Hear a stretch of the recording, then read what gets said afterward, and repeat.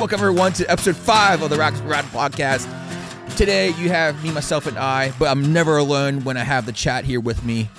So chat, so me and you, I'm going to need you guys to talk it up today, but we're going to get pretty controversial. We have some pretty big breaking news. It's pretty crazy. So we're going to let this marinate here real quick and let you guys get in here, girls, guys. Let this marinate for a second or two, and then we'll get some not so good news. That's what it come down to. And plus, we got a giveaway today. I forgot to bring it along, but I'm giving away a big bottle of Bob Kirshner Silver Top deer lure. So I got some of that at the shop. I forgot to bring it along today. Still, we'll be giving that away today.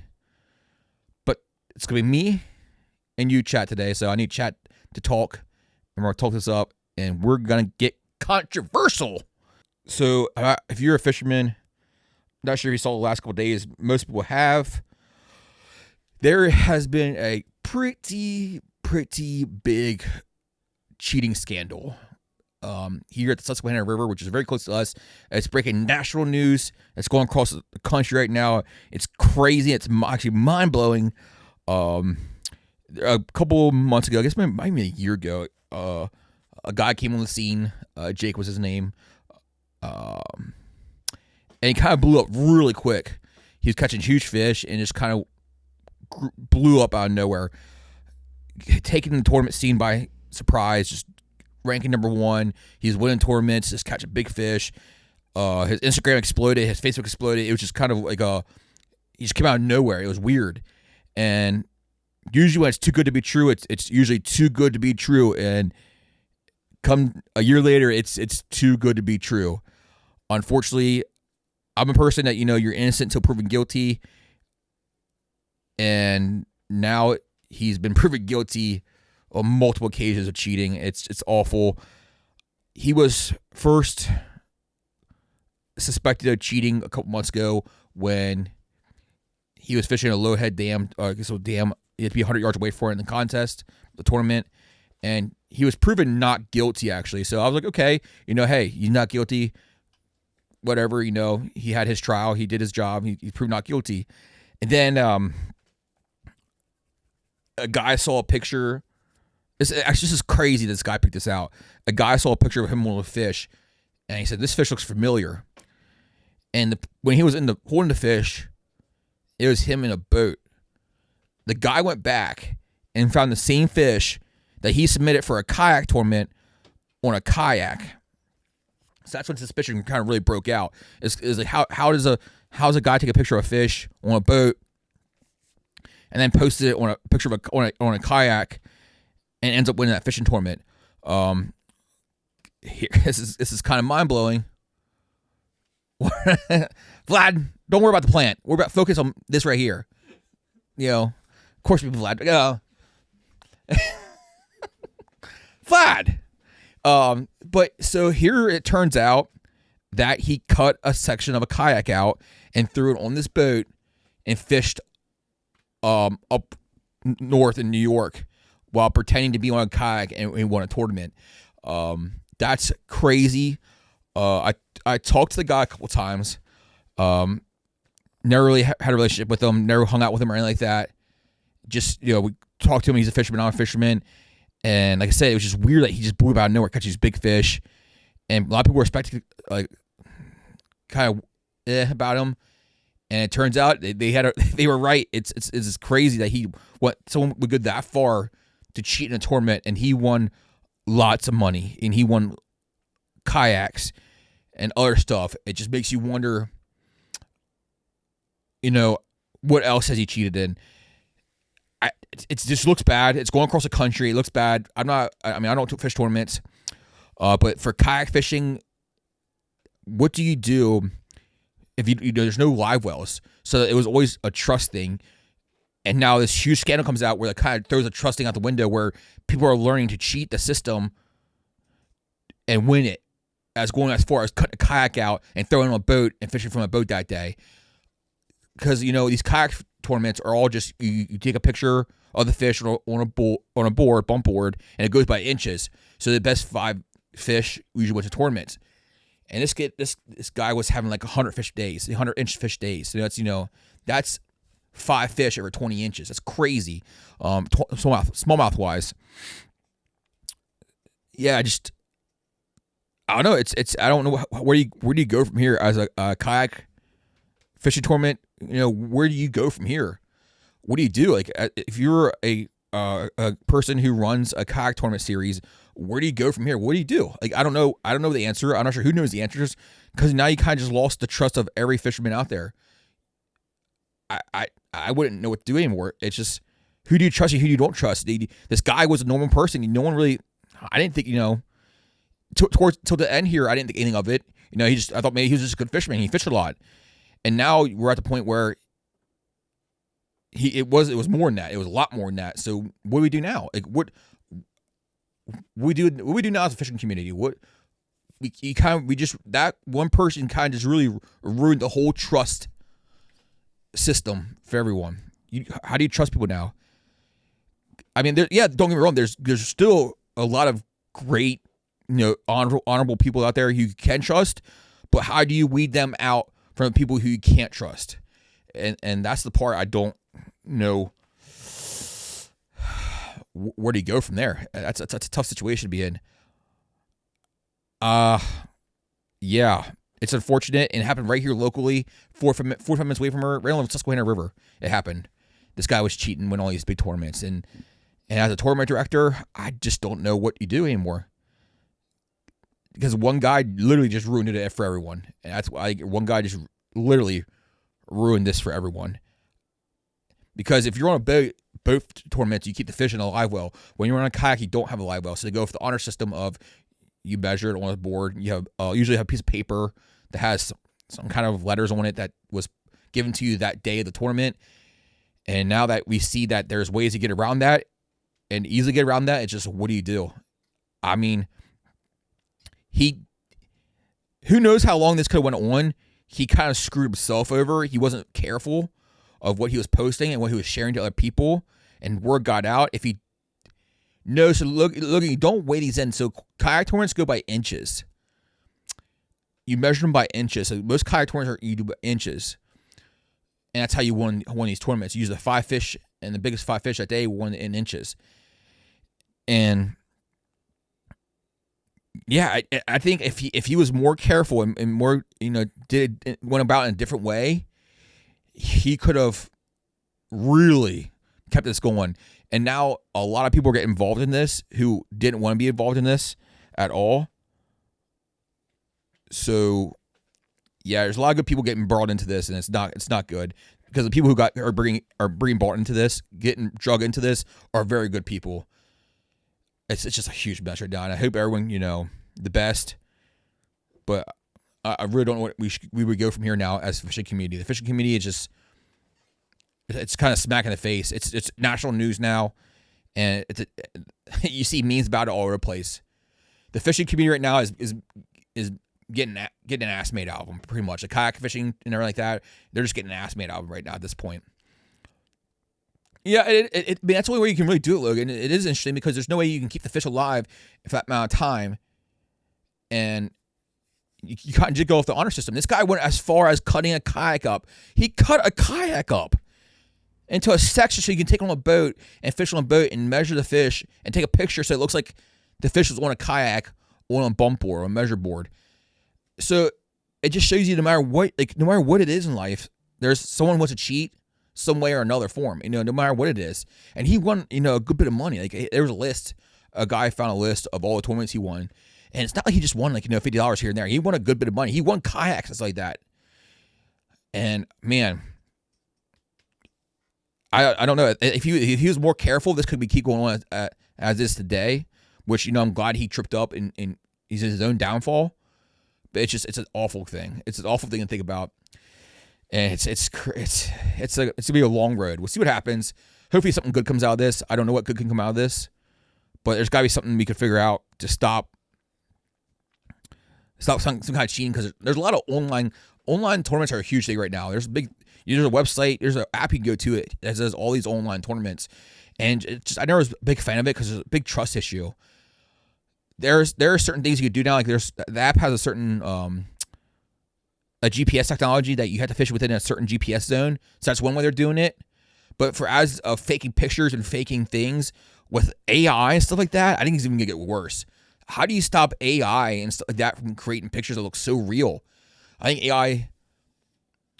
He was local towards like out towards the river. He's local out that way. Yeah, he lived around this area. He lived in York County, I believe it was. He lived in York County, and this is like national news. He won a lot of tournaments. He won a lot of big tournaments or placed a lot of big tournaments. You know, some I think one of the biggest tournaments.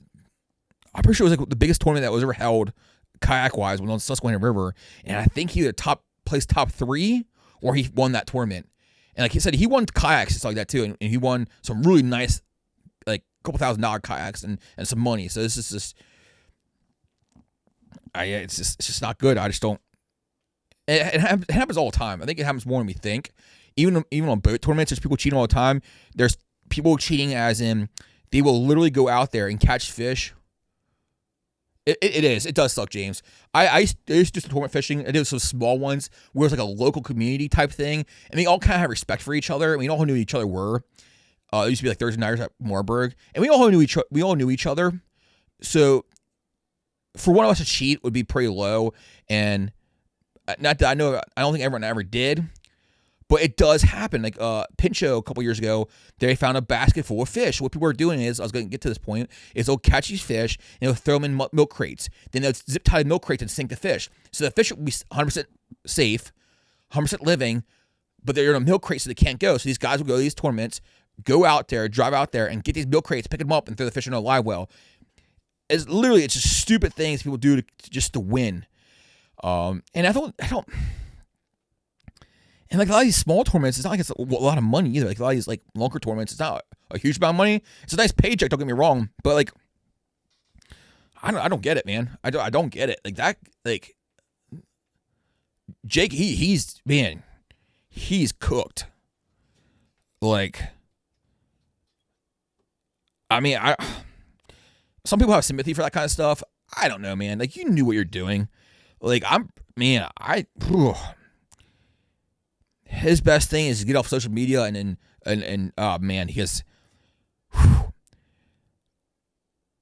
I don't want to say the law's gonna make an example of him, but I think you have to make an example of him here to set the boundaries for people to be.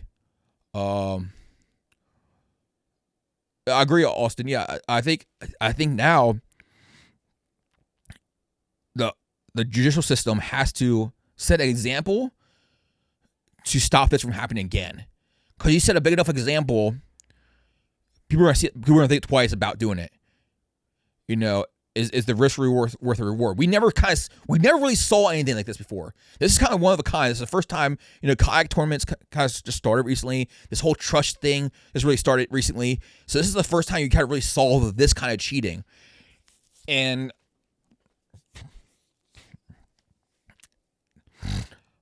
will he be arrested? So, man, when you're dealing with that kind of money, as much money as he won, I wouldn't be surprised if he gets arrested. And depending on the amount of money, it could be like a federal offense. It's not going to be good, man. It's not. That was fun. And you know, I hope there's people out there when I did hold that fishing tournament. I hope that one, you know, I hope there wasn't parents out there cheating, you know. I hope it was a fun tournament for kids. And I hope everyone just played fair, and that's the way it should be. But, you know, this just proves it should have been. Like I said, I talked to Jake. I never fished with him. I never acquainted with him or hung out with him or like that. I talked to him, and as fisherman, he was a nice guy. He got accused of doing different things, and he got found not guilty, and then this happened. So I'm like, man, like, why? Like, you just, I don't know. I can't. My head, I cannot fathom why you go that far to do something like that. Like, I feel like if you put that much effort into cheating, you probably do better just not cheating. You put that much effort into cheating, like you cut a kayak out and put it on a damn boat just to cheat, just to look like you're on kayak, man. That's a whole new level, man. Like, Jake, man, I just don't get it, man. I don't. I mean, I said I talked to him, and he was always a nice guy to me. We talked, and I'm not sticking up for a guy. I banned him from all my groups, and he deserves what he gets. I just don't get it. I don't know what he was thinking. I honestly don't. And I know some other people who were friends with him, and he seemed like a nice guy, and I don't know. I honestly do not know what he was thinking. Was he cheating from the get-go? Was he always a fraud? I don't know. Cause like he just came out, like, when I say he just came out of nowhere, I mean he just kind of blew up out of nowhere. Like his Instagram blew up, his TikTok and stuff like that. Everything just blew up on him. Like this guy was just was there, like out of nowhere. I don't know where he came from, and he just started catching huge fish. And I know a lot of fish, and there's one thing people love is catching a lot of fish and big fish, and people love that. And he was never ever really caught posting the same fish twice either. I don't think he was ever caught doing that, because that gets called out pretty quick. But now, I don't know. He was always a nice guy to me, but he deserves what he deserves. Yeah, so there's pictures of it. If you search it, I can post a picture later. If you search it, it's all over the internet. Like look online right now. Look at kayak cheater. Dude, it's all over Google. It's across the nation right now. It's actually nuts. Just look up kayak cheater, and you'll see a picture of a green cutout kayak. And people confronted him about this kayak, and he saw. Look, Diego, look that dude. Let's see if we can put that on the screen. It's actually Diego. Just his name was Jake. I forget what it was. Diego's gonna pull it up here. Like you literally Google search it, and that dude, it's all over the front page. There's nothing but that on the front page. It's mind blowing. It's literally mind blowing. So Diego's gonna pull it up here real quick. It's disgusting. Did it go through? All right. So like there. Look at that. That's just Google, man. And that's his green kayak there. And he said it was stolen, but he actually cut it up and threw it on a boat. You can see the boat right there in the right hand corner. You can see the kayak sitting on top of the boat. This is what we're talking about right here. That's just crazy. Like it's national news right now. It's literally all over the place. And there's some pictures of his big fish right there. So stop right there. Stop right there. So you see that big fish he's holding right there. That's how he got caught. Right, this fish right. All right, no, right there. Yeah, so this one right here. The fish, it's the same fish twice. So this is how he got caught. He posted this picture of him holding the fish on a boat, and then posted the picture of it on the kayak. Well, he posted the picture on the kayak first to win the tournament. Then a couple weeks later, he posted it as on a boat, and someone caught that. And that's how there's a picture of the boat and everything. It's nuts, dude. It's just, it puts the fishing community in a bad spot. In a real bad spot. It is, Logan. It's wild. It's nuts. It's national news. It's all over the place. I don't know where they take it from here. It's more than wild. I never kayak fished. Oh, I never tournament kayak fished. I just don't think there's too much trust in people to make that work out. And as we can see, as we learned here, this you can't trust anyone. You cannot. It is, but he had the limelight. Like this kid had the limelight. This kid came out of nowhere, just catching big fish, winning tournaments. People were hitting him up. He was in the limelight, get all his attention, get all his money, and getting kayaks. Getting these companies talking to him and stuff like that. Always he was getting attention he wanted, and I guess that's what he wanted. I don't know. I'm kind of dumbfounded that it turned out this way. I said I talked to him. I dumbfounded that he do, like, I just don't get it, and I don't get it at all. But yeah, we could talk about this for a long time, and it's just a disgrace, man. I know, we'll see what happens the next couple weeks. I think he's gonna be he came out to one of the fishing tournaments he did and gave the money back and apologized, say, he's pretty much done. He's not doing any more tournaments. His face is plastered across the internet. He's done doing tournaments. There's no way he's doing any more tournaments, which is the least of his worries at this point. He did get some of the money back. I saw a person, one of the kayak tournament directors, posted a screenshot of him giving money back to the tournament, which, let's be honest, you're just doing that because he got caught. He said he's sorry, but he's just saying he's sorry because he got caught. Let's be honest with you. He wasn't sorry when he wanted the money and stuff like that. He's sorry now because he got caught. And like I said, I think this stuff, I think this is at least his worries. I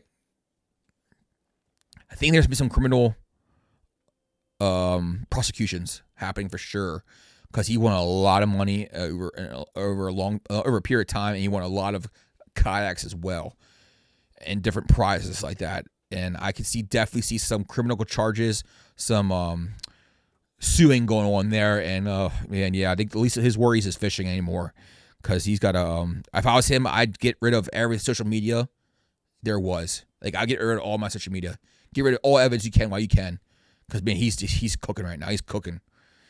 Ugh, it's awful.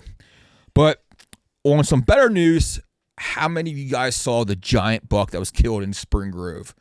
That buck in Spring Grove was humongous. It was got to talk to the guy. This deer came out, I guess I heard about that. I heard about a giant buck being killed in Spring Grove about Diego, if you pull up my if you pull up the page, I posted about it. Okay. Yeah. Yeah, Carrie, it was a freaking monster. It was like a 130, 140 class. Diego got it. He's working on it. So I talked to the guy. I got whiff of this buck. Everyone's talking about this huge buck that was killed in PA. And keep going, Diego. Keep going. Right there, that one right there. And I'm like, okay, let's check it out. And I see a picture of this buck. This thing was huge. It was massive. Couldn't believe it. And actually, there's a picture of Jake's whole kayak thing too as well. But I messaged the guy. I said, hey, dude, you mind talking about your giant buck you shot in Spring Grove? He said, yeah, man. So we met up, and I talked to him about it. It was a really cool story he had behind it. If you guys didn't read the story yet, it was a pretty cool story. I'll tell it again here. Yeah, there it is. I think it's a giant. It's a giant Spring Grove deer. Like that's a one in a lifetime around here. You don't see that kind of stuff around here. Yeah. So this buck was being watched by a lot of people. I mean, a lot of people. You see something like that, you're watching. That's just a giant deer. And he saw it on camera like one or two times. Never really had it on camera a lot. There's like one or two times he had it on camera. And so you didn't really consider it a target buck. Bucks cruise around a lot. If he's not in your area a lot, who knows the next time he's going to come and ride. So he didn't really consider it a target buck. Didn't think anything of it. Was out in his kitchen one day, or dining room, something like that. I looked out the window, and there's two does sitting on his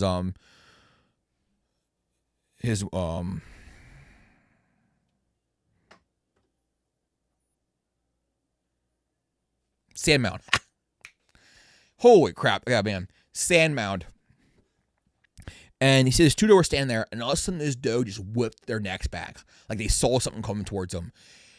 And it was a small buck came out. And then also that little buck whipped his head back too as well. That's when he said he just saw these massive antlers going through the woods. Never could get a good, clear picture of it, but he knew it was the one he saw on camera. They call him Dagger, because he had that cool horn coming out of the side of the base of the horn. It has a cool little horn coming out.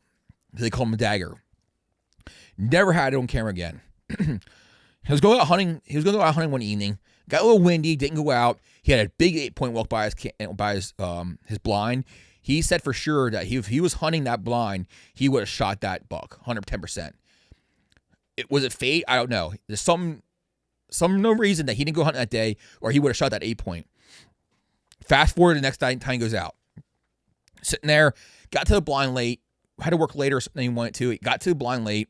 He's just sitting there. All of a sudden, this buck, he looks up, and there he is. Dagger's coming right towards him. Now, this is the first time he ever really truly saw this buck. And it's just a monster. Dagger's just coming towards him. And he got within shooting range, and all of a sudden Dagger stopped. Now Dagger's facing towards him. So you have a front shot chest. Not a good shot for archery. He stops. And as he stops, he flicks his head back real quick, real fast. Like snap back, like something was behind him. So either Dagger was either going one, run because he saw another doe. He had a doe on lockdown. He was going to chase after. It's rut season right now. 2, he saw another buck and was going to run because he wouldn't chase that buck down. Or 3, he was just going to run. Something took his mind off what he was eating or doing, and he was very, he was pretty much going to go. He had something else on his mind. So that's when he took the shot, shot him right here on the side of the neck, and was a little low. Hit a windpipe still. Got hit him in the windpipe.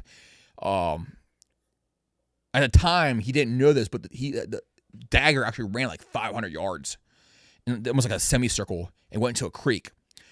So he searched for his buck for I think like 2 a.m. They were looking for his buck, couldn't find it. Called it at night. Went out Sunday morning, looking for this buck. Could not find this buck. One last go was Sunday. So he said Sunday was the last time. He was just going out there one more time and look for his deer. He thought maybe he missed it. There wasn't much blood, which is kind of okay tracking. So he thought maybe he just grazed it.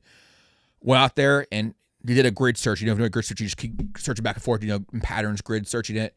And he went to the creek, and in the creek bed he laid there. You just saw the horns laying there, and that's the story of the Dagger. Now, unfortunately, it was a little warm that weekend. The beat did go bad, and the kites already got to it pretty good too as well. But he did was fortunate enough to be able to tag Dagger and tell its story. Right now, it's at Jerry's Taxidermy. Getting taxidermy on that. He's gonna get the skull and antlers, and we're gonna get it scored. He's gonna bring it into the shop. I'm gonna see it. We're gonna score it. I'm not gonna score it. We're gonna have someone score it for us. I'm thinking about a 130, 140 class, which around here is huge. Like that's a big deer. Like, you don't see that in PA often. Like, yeah, that's not very big for like Ohio, like that, but for PA, especially Spring Grove down here, southern central county, southern central PA, that's a big buck. Like, that's a huge buck. Like that's probably I'd be his biggest buck he ever shoots in his life. It was just a monster deer, and I'm glad he got to recover. I'm glad I got to talk to him, and I cannot wait to get my hands on his antlers. That deer has some good girth to him. Real nice looking deer, really old deer too. This deer had to be running around a good couple years before he got detected. Now, like I said before, this deer, Dagger, there was eyes watching him 24. Like there was a lot of people who had him on camera. There was people who had him on camera every day, and so people were after this deer, and it just happened to be what's his name's time, and he was able to harvest this deer. They said he didn't think he was going to be able to get a chance at it. He only had this deer on camera like twice, and he only ever saw it one time outside. During the season. So that's a pretty incredible deer there. Definitely once in a lifetime. Diego, show it one more time, please. Diego's going to show it one more time. Look at this thing. God damn.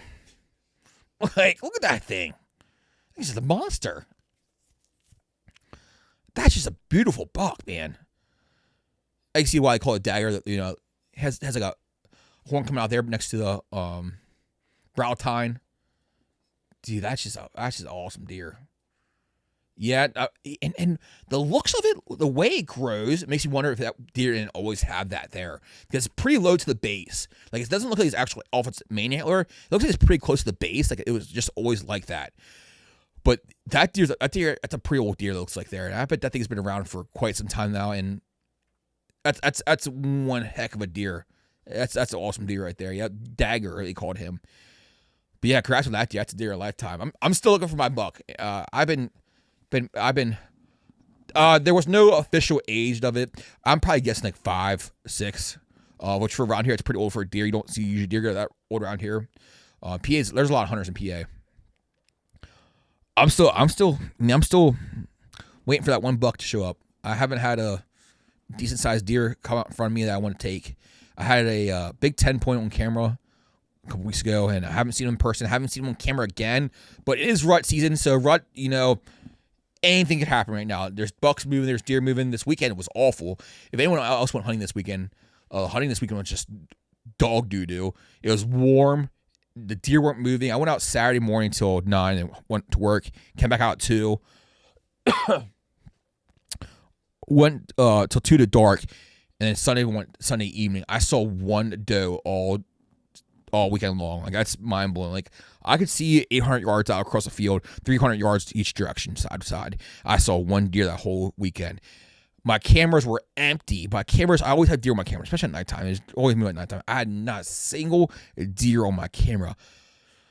I don't know what's going on. The heat probably had to play with it a little bit. It just got warm. It got real warm. It was rainy and warm. It was a weird weekend. I mean, I saw some people get some.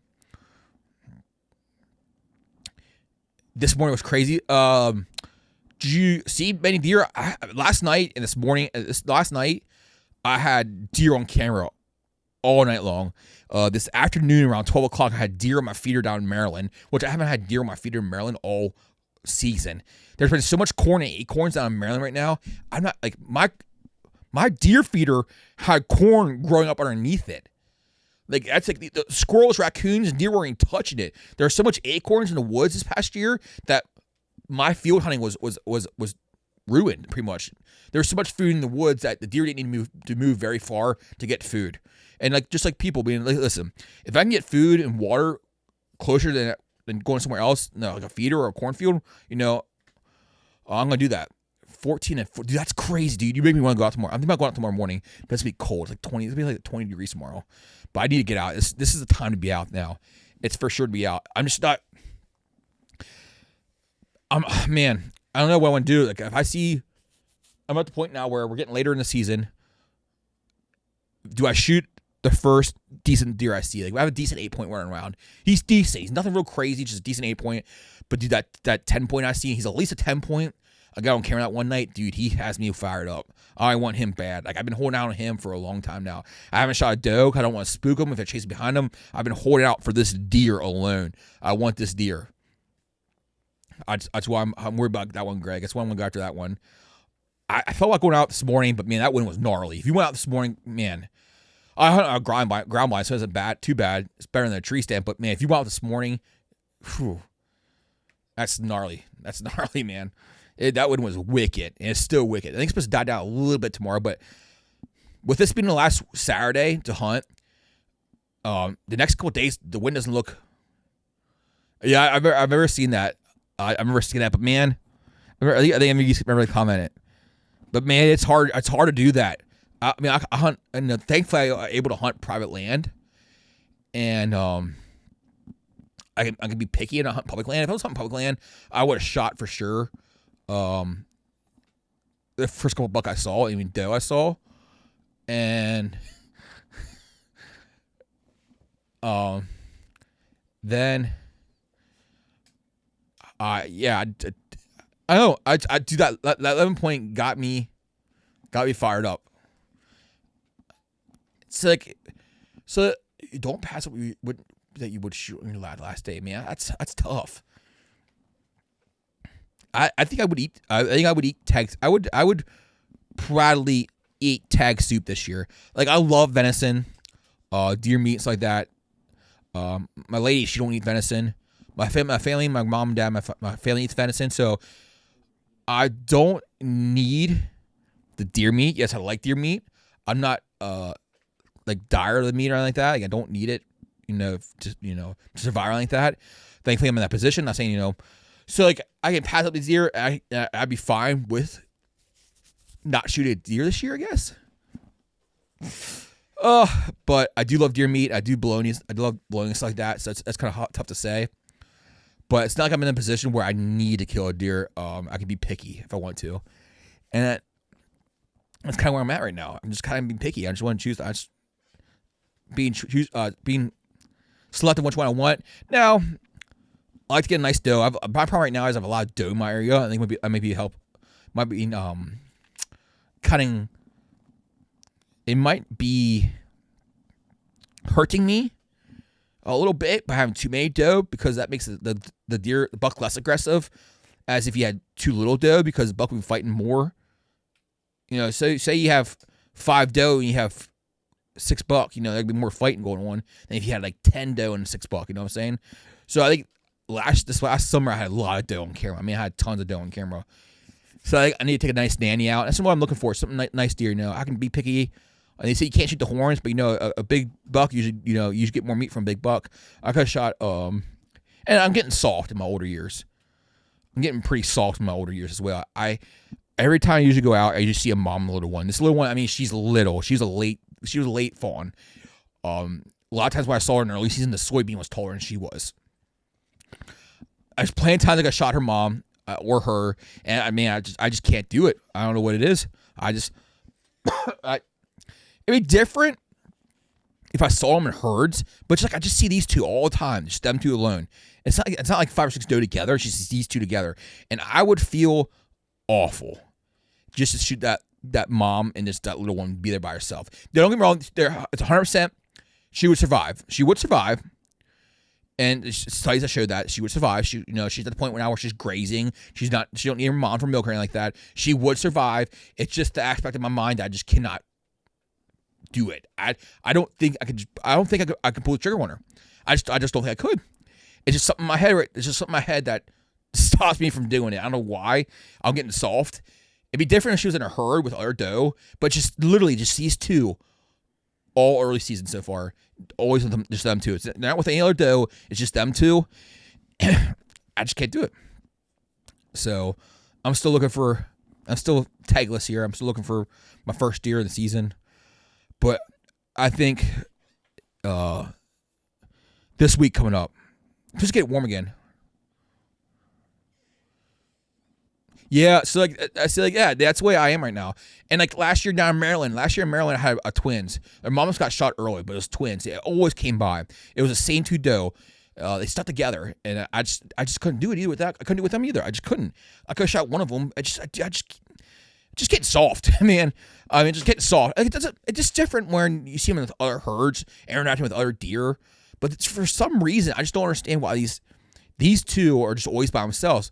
When in the summertime or in the springtime, these does are so bunched up together. That'd be a different story. Yeah, I'd take one of them then because there's other doe there for them to relate to. It's like that. But in my mind, just playing that scenario out in my head or being that fawn, I guess in my head, would really I just couldn't do it. It just I don't know. It just bothers me.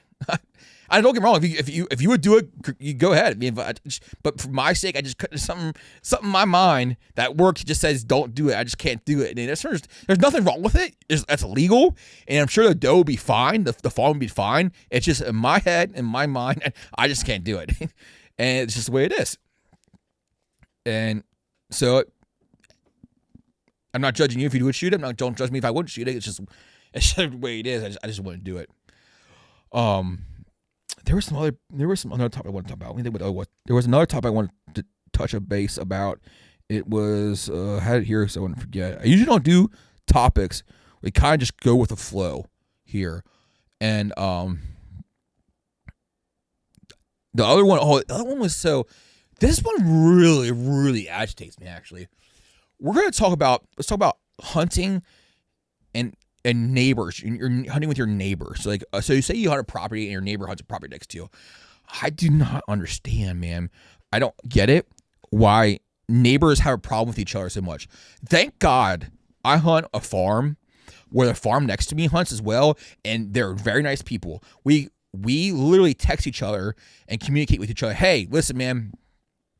If you ever need anything, let me know. Hey, I said, if you ever shoot deer because of my property, go ahead and get it. Hey, if you ever need help dragging something out, give me a call. But you hear these horror stories all the time of a neighbor shooting a deer and it runs onto the neighbor's property and the neighbor won't let him get him and he's a hunter too as well. I'm like, dude, why? What is that hurting you? I just don't understand as hunters why we always fighting. Why are we always fighting each other? I just don't understand it. I don't get it why other hunters are so bothered by other hunters tracking a deer onto their property they shot or stuff like that. Now, don't get me wrong. I'm not saying that hunters should, share properties like that. No, I'm not saying that at all. But listen, if the neighbor I'm hunting next to shoots a deer and it runs on the property I'm hunting to, dude, go ahead and get it. There's no rhyme or reason for that deer to go waste. And I didn't shoot it. And I don't know how people can say no to say a young hunter shooting a deer and it's his first deer. I hear stories all the time of my kid shot the first deer and ran on someone else's property and the guy wouldn't let me get it. Dude, why? I don't understand. Even if you're not a hunter, I don't understand why you would not let someone get a deer that they shot on your property. Because now that deer's laying there wasted. It's gonna stink. I mean, it's not going 100% to waste, but Mother Nature will take care of it. But it died for no reason, pretty much. Where you could give the reason for the hunter to go get it and grab it, take it onto your property. You don't need to gut it there or anything like that. Just let them get the deer. I don't understand what's so hard about that and why it's such an issue for people to get or track deer that they shot onto someone else's property. Like I said, once again, thank God the hunters I hunt next to are so nice guys, and we text each other all the time, and we understand each other, respect each other. But if one of us needs help, I'm there for them, and they're there for me. And I don't understand why that's not more common in people's hunting. I see it all the time now, where people are just bashing, at each other's throats because they hunt properties next to each other. I just don't get it. I mean, does anyone else have that problem? Does anyone else have a problem where their neighbor doesn't let them hunt, doesn't let them track a deer on their property even though they hunt? Or maybe you could tell me why you wouldn't let your neighbor get on your property to hunt, to track a deer. I don't. It doesn't make sense to me why you wouldn't let another hunter pursue its game if it thinks if it thinks it's dead. Like, it's dead.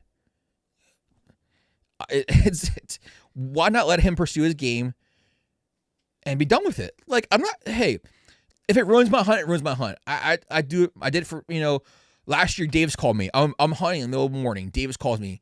Hey, yo, I need help find this deer. Dude, I dropped everything and go help Davis. Because it's the way it should be. We shall be helping each other out. Help each other be successful. Why hinder each other? It's just beyond me. And seeing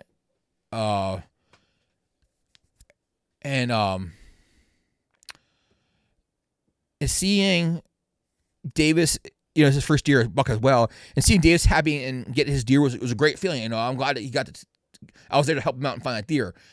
That deer I lost yesterday first ran on my neighbor's property. He's a hunter. I asked him if I could search his property. He said no problem, and it helped me search too. Exactly. Why is more people not like this? It's like that's a big deal apparently to some people. Some people do it will just say flat out no. You're not on our property. That's the end of it. And there's nothing you can do about it. There's nothing you can do about it. It's end of story. The game commission can't do anything about it. The police can't do anything about it. It's just end of story. And I just don't understand why. It just blows my mind that people are like that. And yeah, I don't get it. I mean, Greg, I'm sure you would do the same for him too as well. Like, you would let him onto your property to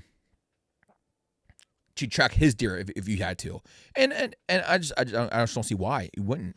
You're helping another hunter out. Like, this whole thing going on at Marburg. There's 3 missing deer at Marburg right now. There are 3 deer shot. A young kid shot one, and there's like 2 8-point shot. Listen, dude, I'm gonna get the word out there, and I'm gonna try to help you guys. That's the way it should be. Why not? Hey, if you're out there hunting and you find a deer, let me know, because there might be someone who already shot it, and that guy can go take this deer and be done with it. Just because the meat might be bad, he can still tag his deer, because that's the right thing to do. You tag your deer that you shot, the meat's bad and you didn't find it right away. You tag your deer and take the head home with you and call it a day. Yeah, Greg, you're one of the guys that lost his deer out there. Like, and Greg, you seem like a very respectful guy. If someone would call me next week and say, hey, I found your deer, would you not go out there and take that deer and take it home with you? Even though the meat's done, the right thing to do and the ethical thing to do is to tag that deer, put it, and take it home with you. Take the head home with you at least, and call it a day. And that's the way it should be. But yeah, I hope we find this deer. There was a young kid who's missing one too as well. He was hunting. So there was a young kid shot a deer. He was hunting. The strip of woods by the marina. At the very end of the marina, there's a strip of woods that goes along 216, kind of like across the bridge from Laho Trail into the woods. There, a young kid shot a deer there, and couldn't find it. Now, I did hear a guy came into work the other day. He did see a buck floating out in the lake. That could very well happen. It happens all the time. They go to the water, they die in the water. That's the way deer do. That's one thing. If you're ever wounded a deer, the first thing you go to and you can't find it is look for water. The first thing I always do too. If they're hurt, injured, or sick, they go to water every time. Look for water, and that's where they usually are. And that's what they happen. They go a lot of times with the lake there. They go run towards the water there, and he might have died and just couldn't find it. It happens. It happens to the best of us. Yeah. So I think it was a 6-point. So Greg, did you notice in that was that deer wounded? The guy I talked to the kid's dad. The kid's dad said he still has they found the arrow. So I'm guessing the deer's. I don't know. I'm not sure if it's fine or not. I said a guy came to work the other day and said there was a deer buck floating in the lake, and when he was done hunting, he was going to go out and look at it, and it was gone by then. They float around. So, but it's tough, And the last thing, we should help each other out there and help each other find our harvest and do it respectfully. That's what me and my neighbor do. Me and my neighbor guy hunt. So hopefully we can find your deer, Greg. That'd be cool if we could. But us hunting community, we need it to be more tight knit, interwoven. And same with the fishing community now as well too. Like we need to stop digging our own graves. Like we're against each other all the time.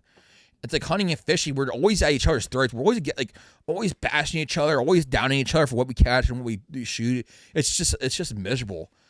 And when we should be breeding each other up, helping each other, keeping this hunting and fishing alive, we're just tearing it apart. And think at the end of the day, we're digging our own grave to one day maybe not ever seeing people hunting or fish. That sounds exaggerant, but who knows? A couple thousand years from now, it might be a thing in the past where people would look at us saying, people used to hunt and fish, or stuff like that. We just